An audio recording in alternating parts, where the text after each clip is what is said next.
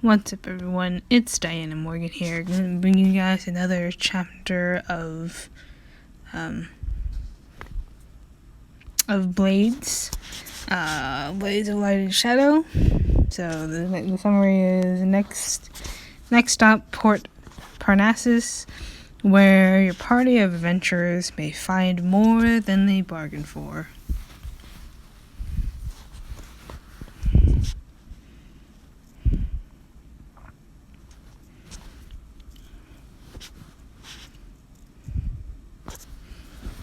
Okay.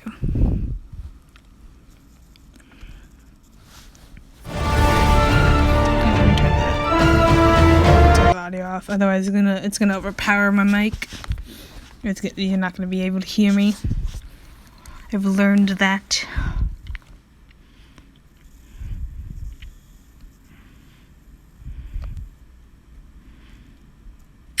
Chapter 3: The City by the Sea.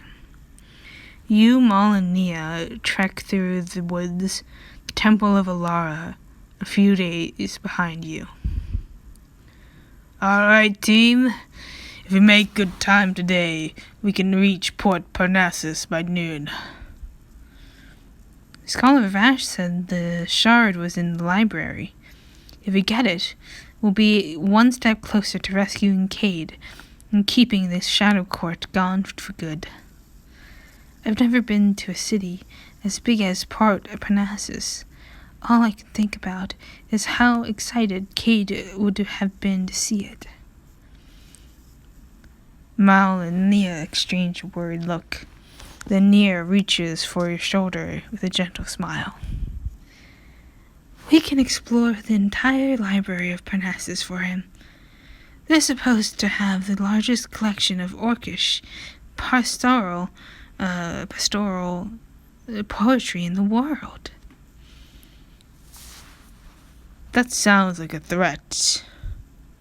Besides, anyone can see that what Zenolia needs is to get lost in a few pints of ale in the port's dark-side taverns. But I've heard terrible things about those docks. So many criminals and gamblers. Don't forget the houses of ill repute.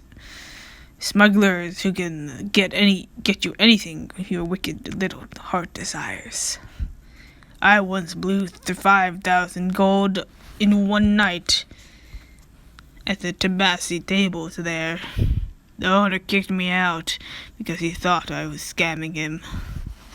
Then I got in a fight with the guardhouse muscle, broke my jaw in 2 places. Good times, good times. I'm with Nia. The library sounds great. It'll be like traveling all over the realms while standing in one place. Cade would have loved that. It doesn't seem right that I get to enjoy them and he doesn't. When we find a way to feel free Cade, we'll be sure to bring him to the library so he can enjoy it too. You start to smile. Then you feel something odd. A low vibration coming from your pack. What the? You toss your pack to the ground. A small leather satchel falls out, pulsing and rumbling. Nia quickly digs through the satchel, pulling out the source of the vibration, the green crystal Vash took from the vault. It looks like it's cracking. What in the world? Judging by the last magical rock we dealt with, I'd seriously put that down if I were. The crystal shatters in Nia's hand, fragments raining to the ground, revealing. Oh.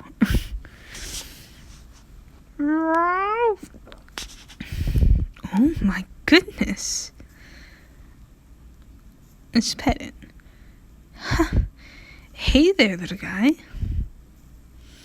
The kitten meows softly as you scratch behind its ears. Meow.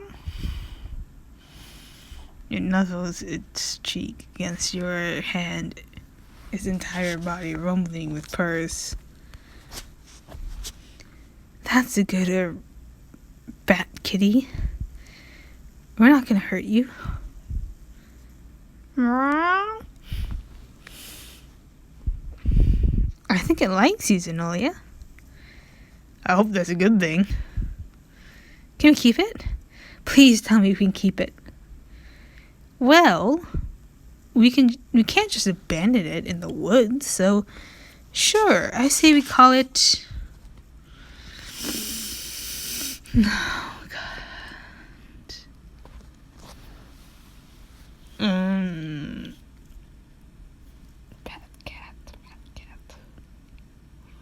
Cat.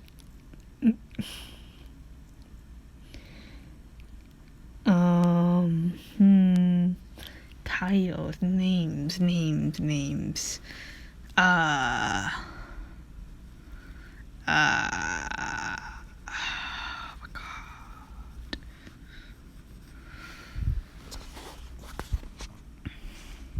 Batman. No. We'll name it Lucifer. I think fits a black cat. Isn't that right, Lucifer?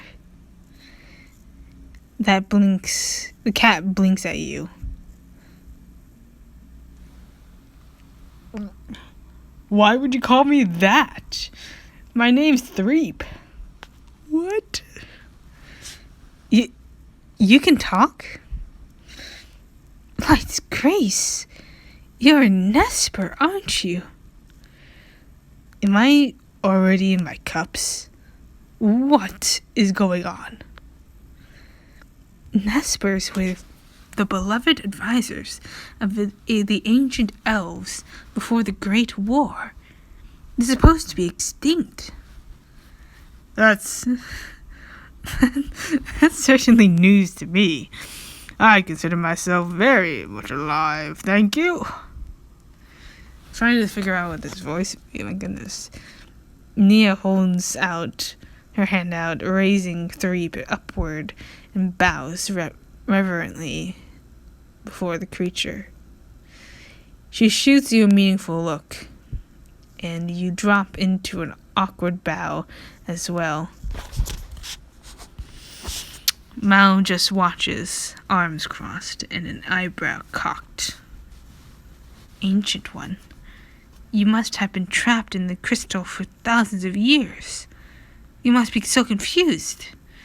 So much has happened. Let's see, the Elven Empire is all but forgotten. The Shadow Court was banished. I've heard everything, little one. I was trapped in that crystal, not asleep. Let's see if I've got this right. Threep climbs up to perch on Nia's shoulder and clears his throat. Collect the onyx shards, do the ritual, banish the ancient evil. Yes, sounds lovely. But might we spare some time for a snack first? You can have some of my rations. It isn't much, but you might like it. You fish a few dried strips of venison from your pack. I mean, that smells delicious. You dangle the venison before Threep, and he pulls it down between two tiny paws. Scrumptious. Much appreciated, Zenolia, was it? That's me? Hold up. We can't keep this thing around. We don't know how big it's going to get. At a certain point, we'll start looking like food. And I'm not being eaten by some mangy catbat. I beg your pardon. The term is remarkably offensive. We aren't leaving him. The Nespers and elves lived together and cared for one another for centuries. They aren't meant to live in the wild. 3 preens licking his paw, and then rubbing it behind his ear. It's true. We're pampered little things. You're a conspicuous little thing. Is that what you are? Is what you are. We don't need the extra tension lugging him him along. We'll bring it. I can't keep him inside my pack. I can keep him inside my pack, and no one will be the wiser. It'll be fine, I promise. You're killing me, priestess. Why do you want to keep him so much? Because he's adorable. Look how precious he is. That little face, those little paws, those big round eyes. It'd be heartless to just leave him. I'm rather adorable, aren't I? And an excellent judge of character. 3 purrs contentedly at you. Though when Mal moves closer, his back arcs instinctively. Ugh, spoken like a true con artist. Takes one to know one. Fine. But when you wake up in the middle of the night and find the adorable bat kitty gnawing on your face, don't come crying to me, kid.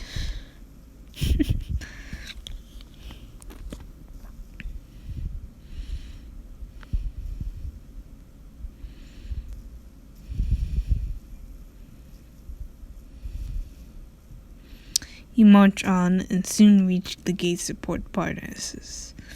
The sun hot overhead. You pass through the city walls of heavy stone.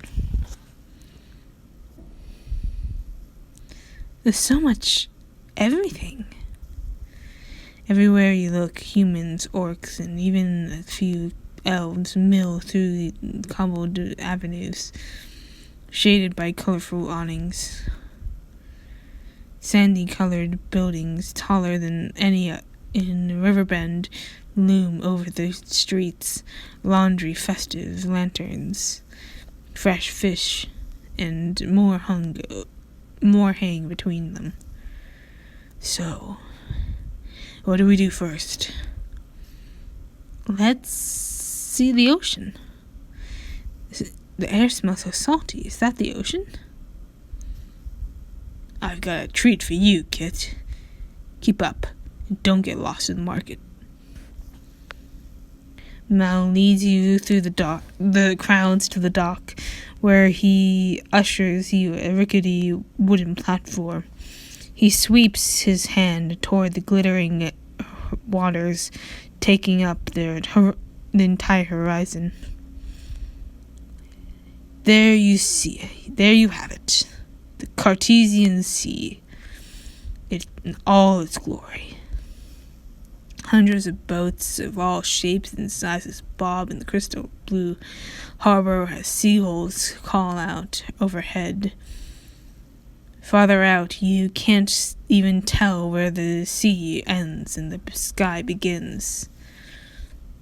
It's enormous and so beautiful. You take a deep breath of briny air, letting it refresh you. When you look over at Maul, he's watching you with an odd smile. What? Nothing. Just been a while since I've seen someone so sincerely impressed with an ocean view. It's kinda nice. I'm surprised you didn't claim you set all this up just for me, Mal the Magnificent. And what would you say if I did? I'd say you're a liar. Let me guess. You arranged for all those boats and to be in the harbor The same way you arranged for that raccoon to run off with my breakfast. Hey, I'm trying to be charming here. I guess I'm just immune to it. Well, you'd be the first. Second. Third. Grinning, you turn back to the sea. The vivid orange of the sun ripples in the water's reflection as it starts to set. Streaked clouds in pinks and violets dance through the sky. Don't worry, Cade. I'll make sure you see this too someday. Nia leans in to the cool, salty breeze with a calm smile on her face. This is just the reminder I needed, that there's still beauty in the world. The light hasn't forgotten us. Well, the light is fading, so I suggest we get moving. Hey, Alfonso. Mal hops down from the platform and waves towards a mustachioed man running a fishing stall. Now the lorry. I thought I told you to never show your face at my stall again. And I thought I told you you'd miss me too much. You got any of the purple Parnassians? I'm trying to show my friends here a good time. Just got a fresh batch this afternoon. You're lucky they're in season. Alfonso rummages through the crates and unearths a tray of violet-colored oysters nestled in ice, their shells sparkling like crystals. I don't suppose this devil warned you about these, did he? What's there to be warned about? They look pretty and delicate, but they're notoriously spicy. Some folks call them tongue melters. That doesn't sound delicious at all. I think I'll pass. Hang on, priestess. You haven't heard the best part yet. They'll make your mouth purple. That sounds intriguing. I'll try it. You pick up a shell and raise it toward Mal. To new adventures. I'll toast to that. You and Mal clink oysters together and then slurp them down at the same time. Huh. Tastes like a regular oyster to me. You clench your throat as what feels like liquid fire blazes through your mouth, all the way down to your stomach. Oh, it burns. Blinking back tears, you look over to see Mal grinning and wolfing down his third tongue melter. It's an acquired taste. You're hanging in there great for a first-timer. Alfonso hands you a water skin, and you chug it down as quickly as you can. You rasp out a laugh when you notice Mal's mouth is a vivid purple. You look like you've been kissing a squid. You're one to talk, Kit.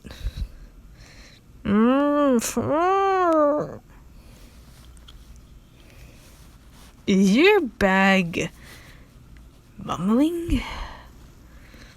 Oh, that's just my stomach. Do you have any anchovies we could take with us? The priestess can't get enough of them. Yeah. I love those little fish with their slimy skin and their dead empty eyes, so soulless and cold. I'll wrap some up for you. Alfonso wraps up a package of slimy anchovies and you gratefully take it to wander back into the city. This must be the trade bazaar. Back at White Tower is like... I've never seen so many things in one place before. You pass stall after stall of goods, beaded jewelry, exotic fruits, pottery and cookware, and skewers of charred meat. Things is right. I don't even know what half of their stuff is. With a flourish, Mal gestures to the pinch-faced woman guarding a stall full of feathery contraptions. You've never had need for a feather duster made from viper-lark feathers? What a simple life you've led. Town clothes, the finest, Parnassian silk and tan leather, tailored while you wait. Come and try them on. See something you like, friend? You look like you could use some new gear. The outfit she's unearthed is soft and sumptuous as she sets it into your arms. You admire the flowing silks and soft leather buckles. Wow, it's so elegant. I look like a real city girl. Oh, that's actually kind of nice. I get it. Oh, goodness. Zenolia, you look incredible. Mal's jaw slackens. He fumbles with the belt buckle he's been examining. Gotta say, kid, you clean up nice. You offer a brief twirl and a bow. Thanks. It's so different from what I've been used to wearing in Riverbend. But I guess I'm not the same person anymore either. It suits you. And I bet you'll get some folks buying you free drinks at the taverns too. Okay, you two are embarrassing me. Let's get going. As you continue through the market, you notice Mal glancing around uneasily. Something the matter? When you're in the business long enough, Kit, you get a sixth sense for when you're in trouble. And right now, we're being watched. By who? Not sure yet. But I've seen at least a half a dozen people glancing our way. Guards mostly, but a few merchants too. Why would they be watching us? You don't think it has to do with the shards, with the Shadow Council? I don't know. But we need to keep our eyes open and our wits shut. But before you can finish, you collide with an armored figure striding the other way.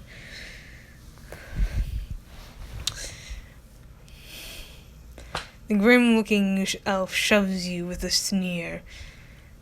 You eye the weapons strapped to his back warily.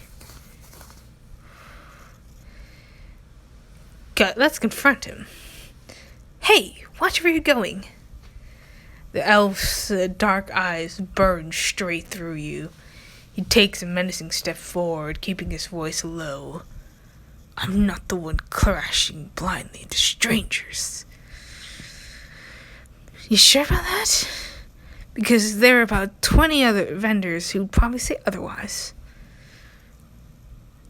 You're drawing attention to me, which I don't like. Back off, now.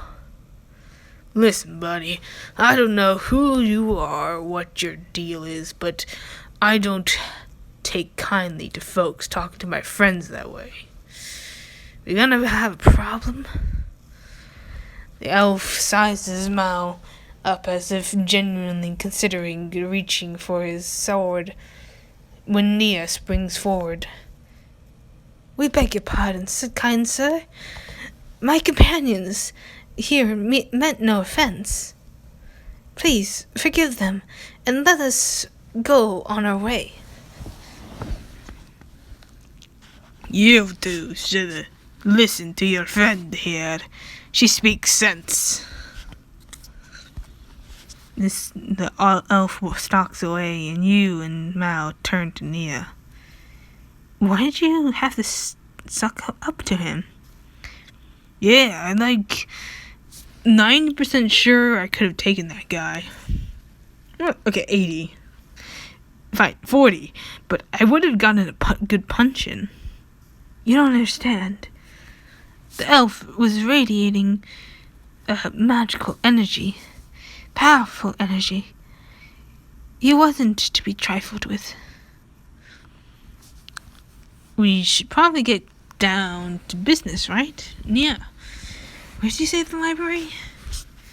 A shabbily dressed child comes running up to Nia and takes her hand, blinking away tears.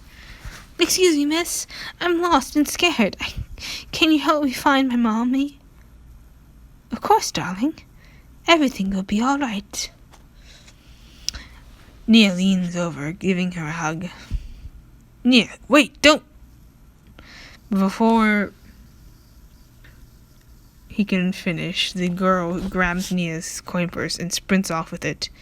My coin purse? That won't help you find your parents, my little child. She's not a little child, she's a pickpocket.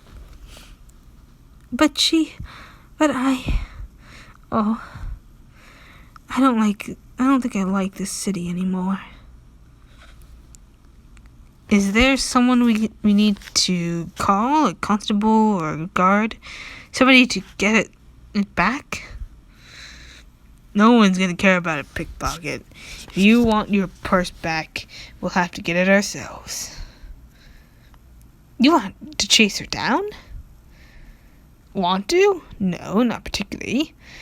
But I also don't want to look at the priestess's big sad eyes while she's pouting all afternoon. Alright, let's go get them. Ooh.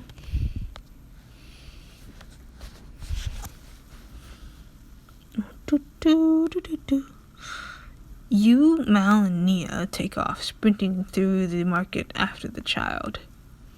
Hey, get back here, you twerp. No way, Slowpokes.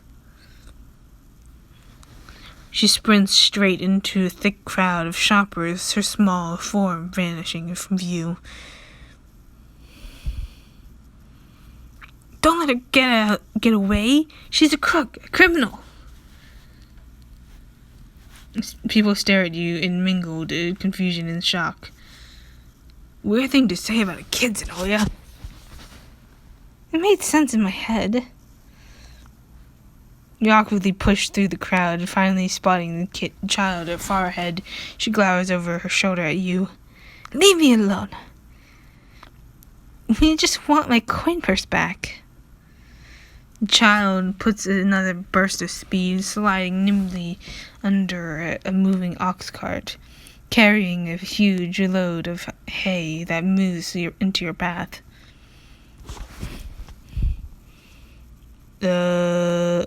Weave around it. You sidestep the cart, spotting a gap in the crowd with your keen elven senses. You dart through, eyes on the child. Good job, Zenolia. You've almost caught her. I know Nia's accent changes every time I speak as her.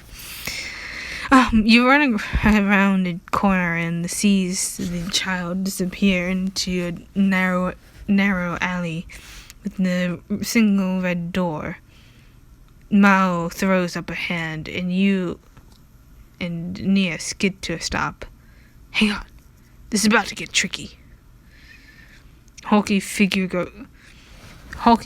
guards the door, a rusty trident propped on his shoulder. I know him. So, I don't know about you guys, but Impalement by rusty trident isn't really how I want to go. I got this. With a bony, weary sigh, Mal walks over to the guard. I don't know who you are, friend, but you've got 3 seconds to turn around before I... Mal removes a glove, revealing a tattoo this inside of his wrist, a pair of crossed daggers in a crimson diamond framed by 6 blood drops. Oh, I'm so sorry, Reaper. I didn't realize who you were. Come on in. You shoot Nia a confused glance, and she shrugs.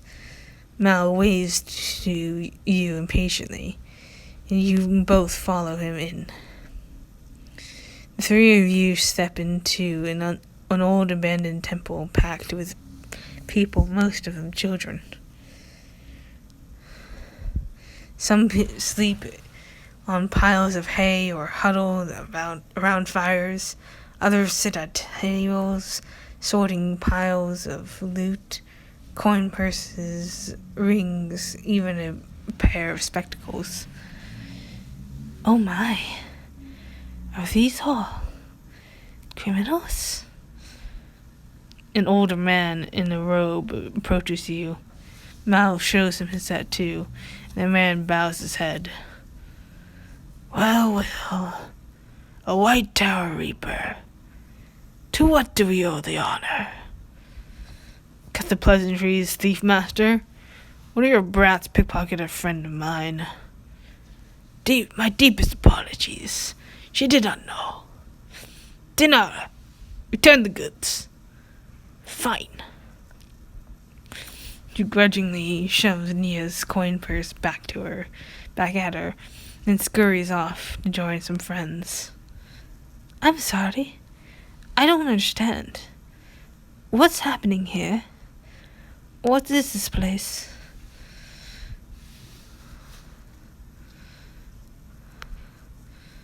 Yeah, Mal, what is this place? It's a Thieves' Guild outpost. A shabby one, too. If you ask me, if these kids were worth their salt, you'd never have noticed your coin purse was missing. Hang on. There really is a kingdom-wide Thieves' Guild? I thought it was a myth. Well, yeah, that's what they want you to think. But the children, they're being trained and put to work. Where do you think pickpockets come from? That's terrible. Terrible? These are orphans, priestess. Kids from the dregs. The thief master here puts a roof over their heads, gives them 3 meals a day, and keeps them safe from the brigands and kidnappers. What he's doing here is the nicest thing anyone's ever done for them. He's training them to be criminals. To be thieves, criminals. Mal raises an eyebrow, unmoved. There's a lot worse things than they could be than criminals. Try hungry or dead. I'm gonna agree with Nia. She's my lover. Yeah, at least for right now. I know life in the city is complicated, but there has to be a better way than turning children into thieves. It just feels wrong. Exactly. These children deserve better than to grow up like this and be branded criminals their entire lives. Yeah, well, when you 2 idealists figure out that better way, let me know. I'll be over here in the real world. Now then, we've got your coin purse back. Can we get out of here? He turns to leave, and as you go, Nia kneels down and hands the girl who robbed her a small engraved talisman. Remember, child, whenever you need help, the Temple of Light is there. The girl stares at it skeptically, then pockets it. The three of you leave the guild and head back into the market. Nia walks in silent contemplation. You keep pace with Mal. So, your tattoo got you in. Does that mean you're part of the Thieves Guild? I was. A while ago. Not anymore. They called you a Reaper. That sounds ominous. Mal takes a deep breath, an unusually pained look on his face. Look, Zenolia. I'll get you these shards. I'll help you get your brother back. I'll do whatever it takes. I'm just going to ask 2 things in return. 1, I get first pick of all treasure. 2, you don't ask about my past. Well, understood. He reaches out, gently patting your shoulder. I knew you would. Now come on. We've got a library to get to. Nia leads your group through the streets back to the main thoroughfare. You turn a corner, finding yourselves in the shadow of the Parnassian Colossus. According to Vash's map, the library should be right here. But there is no library, just an empty space dotted with makeshift tents. Figures trudge between the shanties, staring at the ground with hollow eyes. Wow. The library must have bored itself to death. Humph. Naive tourists. Don't even know what happened. You turn to find a man watching you from under the brim of his hat. I beg your pardon? He looks like the Undertaker. Look. I can see you're not from around here. So let me give you some advice. This ain't a tourist attraction, so you best scram. Do we need to... Let's defend Nia's honor. This naive tourist is the youngest person ever to ascend to the full rank of priestess in the Temple of Light. Whenever you follow the light or not, whether you follow the light or not, she deserves your respect. My friends and I have come to Parnassus in search of its library. We'd appreciate it if you helped us find a way light willing. The light hasn't graced the port of Parnassus in some time. Don't know why it would start now.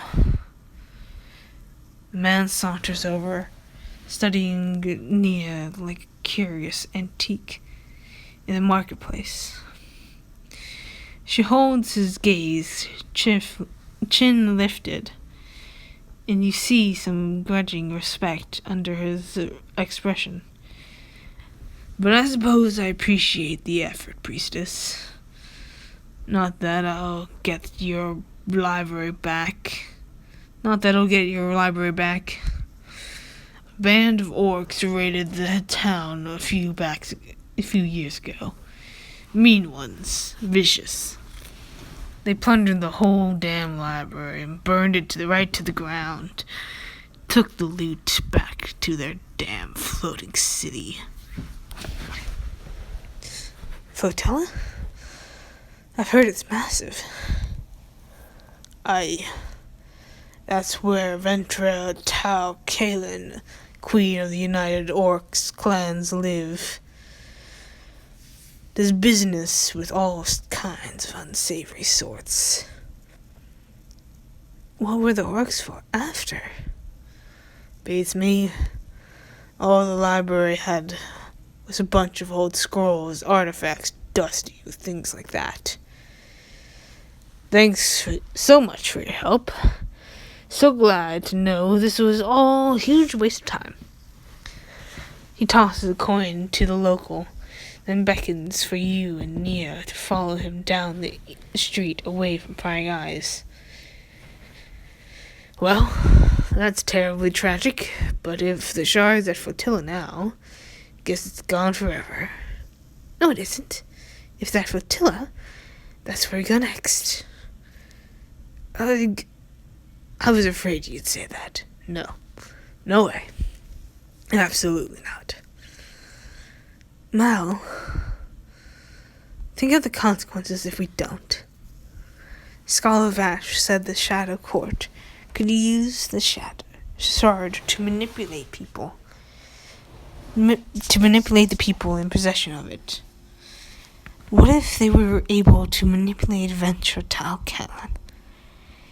They could have an entire army of orcs at their disposal now. 3 pokes his head out of Nia's pack. We need to get the shard, but I can't imagine the orcs would be so kind as to hand over the plunder just because we ask for it. We need a plan. But first, we need some rest.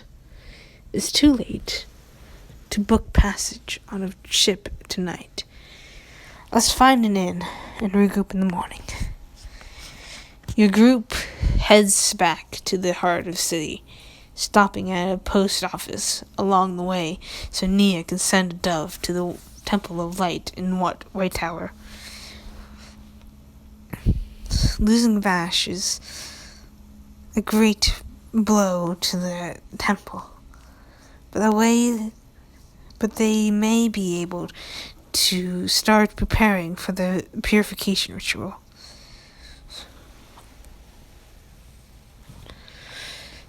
And in the meanwhile, here we are, the Siren's Cove Inn. It's clean and quiet, and that's about the best I can say for it. And so a few hours later, in your room at the inn,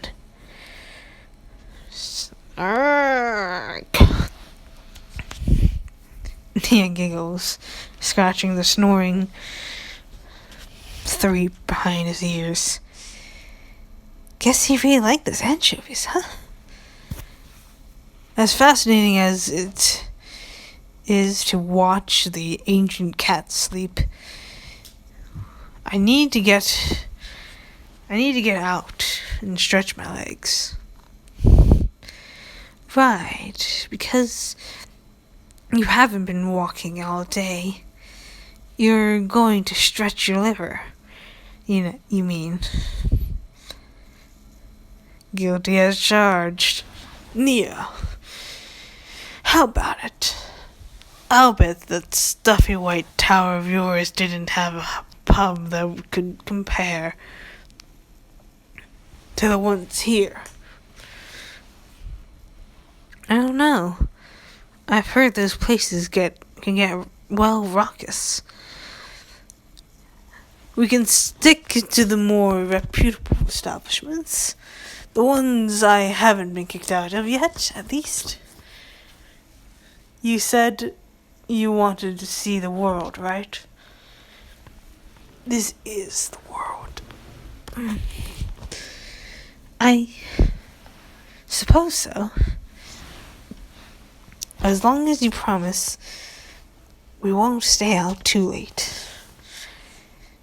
Mal bows to her with a dramatic flourish. I give you my word, fair priestess. And Zenolia, well, will come along to make sure I don't break it. Oh, good. If Zenolia is coming, then I'll know I'll have fun.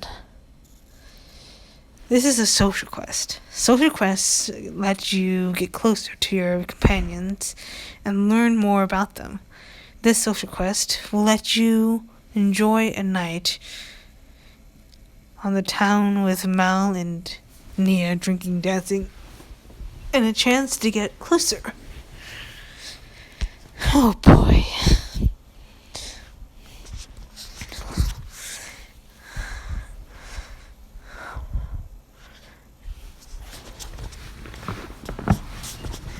You gently scoop the snoozing threep back into Nia's snatchel. Gladly. I think we've all earned some fun after the day we've had. You know what? You're right. I'm looking forward to this.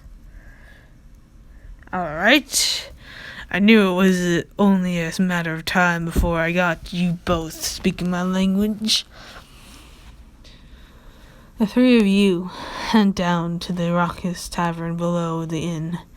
Nia sticks close to you, looking around anxiously as Mal leads you to the bar. Oh my, it's so loud. Oh, did they mean to spill their drinks all over themselves like that? Ventissa, you're looking gorgeous as ever. What's your secret? The barkeep hoists an enormous tray of empty metal tankards off of her shoulder, tossing Mal a grin as you all take a seat. Not giving a damn does wonders for complexion. Who are your friends, Mal? This is Zenolia, an adventurer of great renown. Well, I'm trying to become one anyway. And Nia, an illustrious priestess of the light. Oh, I haven't fully ascended to priestess yet, but the light, eh? Don't get too much of that in the port of Parnassus these days. Maybe too much adventuring, though. We heard that about the raids a few years back. How they destroyed the library. Ventissa grimaces as she scrums up out the empty tankards. All of the flotilla's gone mad, if you ask me. They say Ventra, Tau, Kalin united the orc clans. Bah! All she did was make it clear what sort of folk we were welcome in her own new order. And it sure isn't folk like me. But that's a problem for beyond my station. My tavern's doing well, which is all I ask, really. And always happy to hand over my hard-earned gold to you, Van. Speaking of which, Zenolia, Nia, there's only one rule when you're drinking with Mal. It's my treat. It's his way of bribing folk to enjoy the pleasures of his company. So what'll it be? I'll have ale. Ah, an elf was after my own heart. She pours a draught of ale from the row of kegs behind her and slides it to your way. It smells weedy and rich. The Arazi orc clan brews this up on their islands. Their matriarchs, an old friend of mine. Slide me one of those same, Van. Me and my liver are trusting Zenolia's instincts tonight.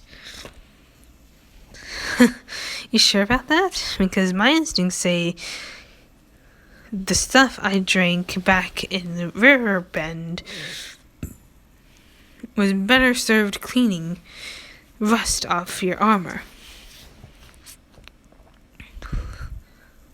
Why would you drink it if it tasted so awful? The taste wasn't the point. When you never got drunk... What? You never got drunk off of cheap liquor from the other acolytes at the temple? Certainly not. We were perfect models of decorum. Although, every now and again, we did get up to some mischief.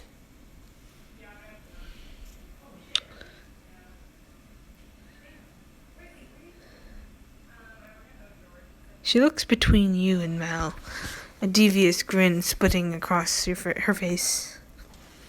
Once we swapped the old high priestess's lecture notes for a poem we found in archives. He read the whole thing out loud. Tell me it was at least a dirty poem. Of course not. It was an elven historical. Quite lovely, actually. Wow, you acolytes sure knew how to party. Mal gestures at the row of kegs behind the bar with a winning grin. Well, Nia, no longer an acolyte. You're among friends. Now's the time to live it up a little, if you feel so inclined. And by a little, he really does mean a little. Don't worry. I'll make sure you don't go reciting any scandalous elven poetry. I suppose I could try something. Though I've heard alcohol tastes a bit unusual. What kind of taste do you like, dearie? Sure, I've got something for you. Maybe something a little sweet and not too strong, please. Ventessa uncorks a bottle of white elvish wine and pours her a glass. On a round Moscato, coming right up. Classy drink for a classy young lady. You raise your drink towards your companions. They join you, and you can't help smiling at Nia's daintily raised pinky. To new adventures and to new friends. If I have to be stuck with anyone on a desperate mission to save my brother, I'm glad you do. Huh. May the light continue to guide our passage. Couldn't have said it better myself. Here. You clink your glasses together, and everyone takes a longer drink. Nia's mouth puckers up, and she squishes her eyebrows together. Well, that certainly is different. And different as in good, different as in mal. I owe you my thanks for opening my eyes to the whole world of spirits. I'm not sure about that yet, but I suppose I can keep drinking until I find out. Also, my face feels warm. Is my face supposed to feel warm? But it's a good warm. Or is it? Am I dying? Easy there. Maybe you should slow down. We do want you to actually remember the first time you drank alcohol. How about you, Zenolia? Tell me you got some up to more trouble back in Riverbend other than planting poems. Oh yeah, I got into all kinds of trouble. Tell a sexy story. Okay, so way back in Riverbend, I had this crush. Nia hides a peal of giggles and behind her hands, and Mal quirks an eyebrow. Tell us more. What were they like? Problem is, she was the mayor's daughter.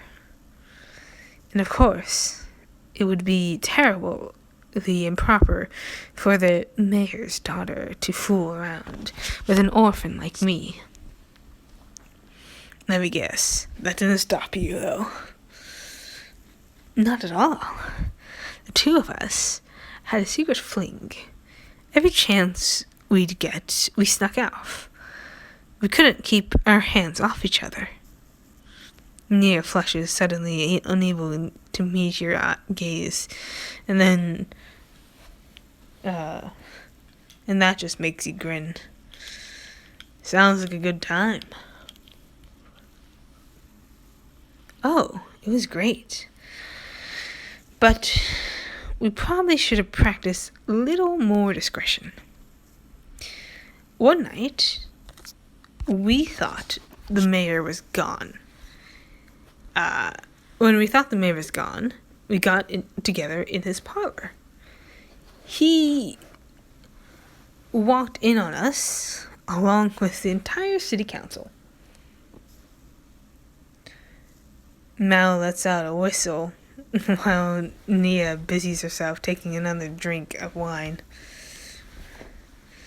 Don't tell me that was the end of the fling. It kinda had to be. The mayor was not impressed. And it was worth it for the look of horror on his face. In the far corner of Tissa's tavern, a bard strums her lute, tuning each string in turn, then launches into an epic ballad. Oh, I love this one. Ghosts and dragons and sea monsters. You sway in time with the music, letting the dramatic saga wash over you. Patrons spill onto the dance floor, forming pairs in larger dancing circles as they move to the melody. It sounds like a local favorite. I've never heard it before, but I love it already. What are you waiting for, then? You should go up there and dance, too. Okay, but I'm not dancing alone. I'm dancing with Nia. Nia blinks a few times, flustered, as you extend your arm to her, but then she blushes and lays her hand on your arm, gently on your arm.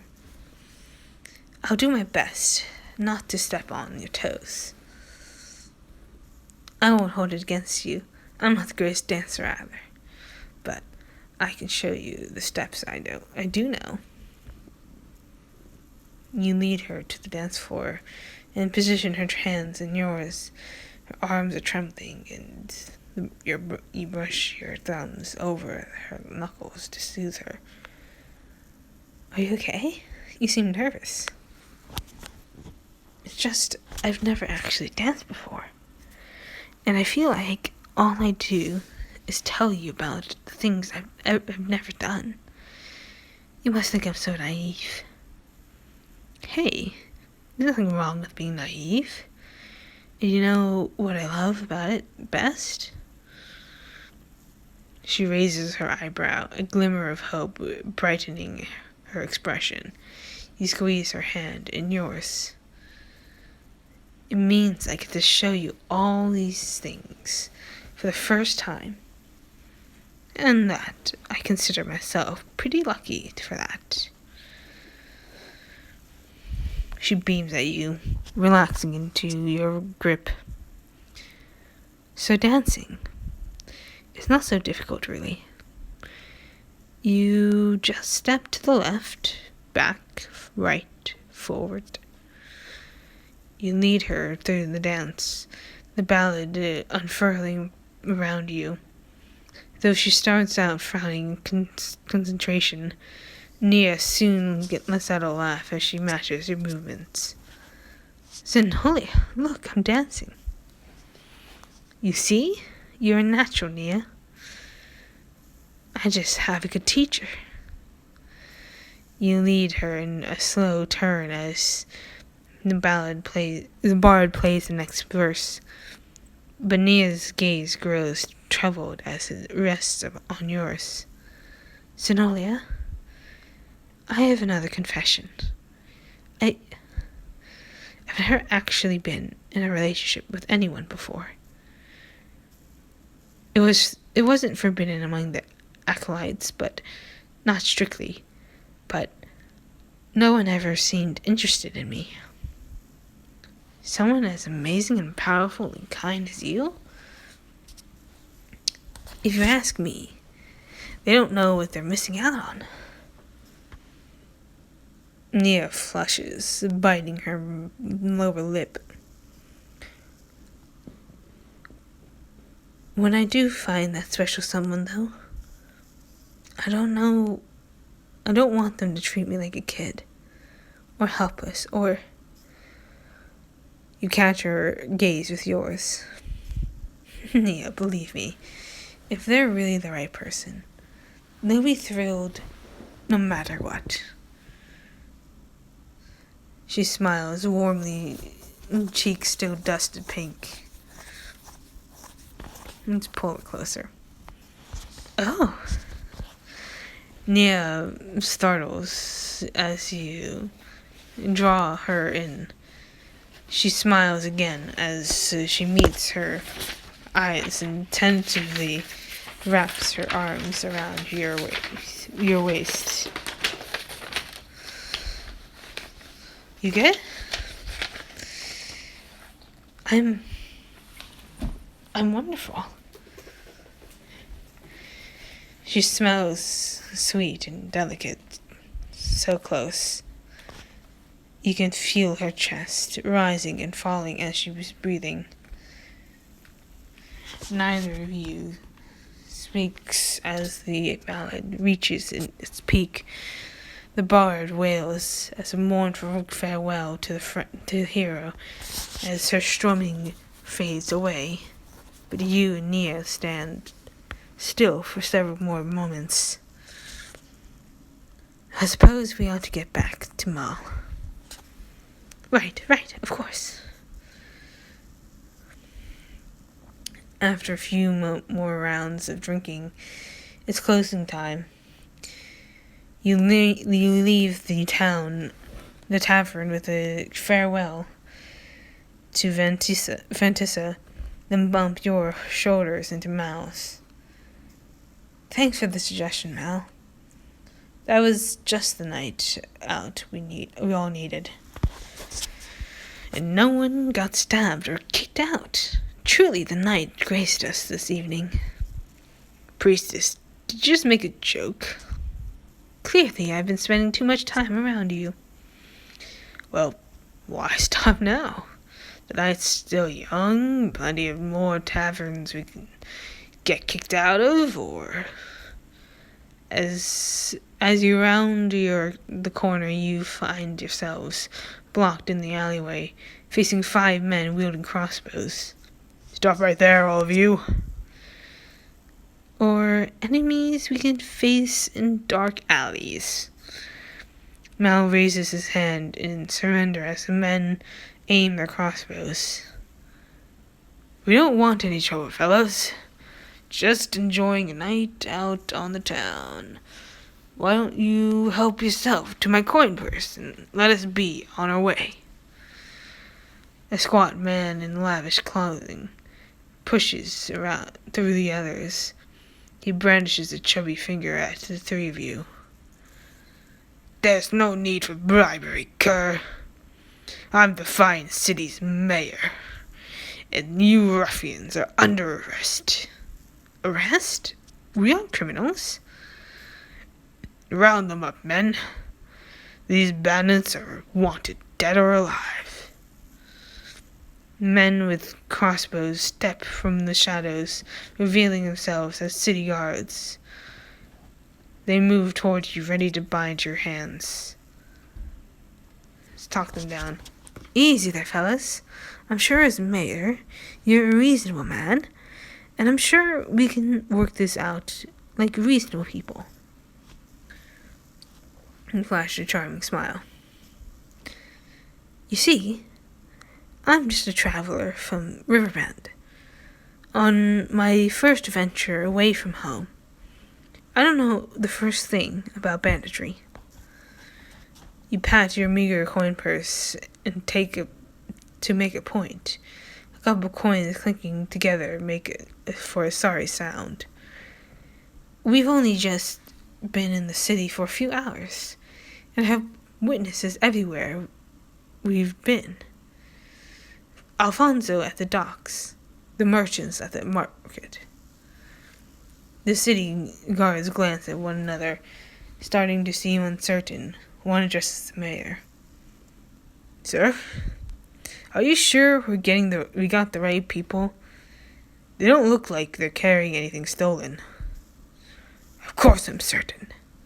Do as you're told, or I'll have you arrested for insubordination. Threep flutters up to your shoulder with a hiss, ears flattened back against his head. Be careful, I sense darkness on the mayor. Shadow darkness. He's a servant of the court. The shadow court is here? The mayor draws a blade, lips pulling back in a snarl. Shadows billow around him, doubling his stature. Well now, I'm afraid you leave me no choice.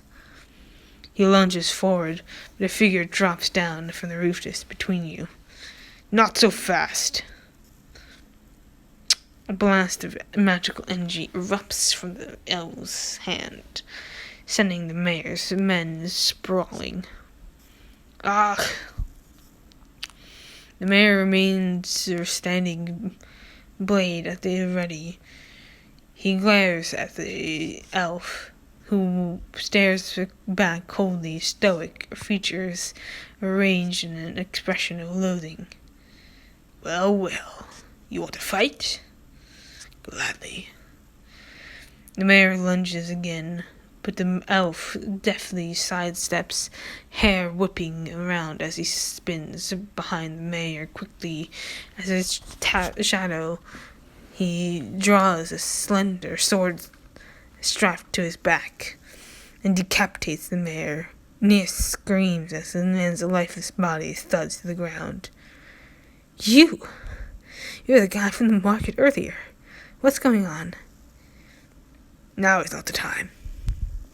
Behind him, the mayor's men stagger back to their feet. His gaze sharpens and he flicks the blood off of his blade. Run. Who is this mysterious figure? Helpful ally or treacherous enemy? Well, I guess that's it. Hope you guys enjoyed, and I'll see you guys next time. Peace out.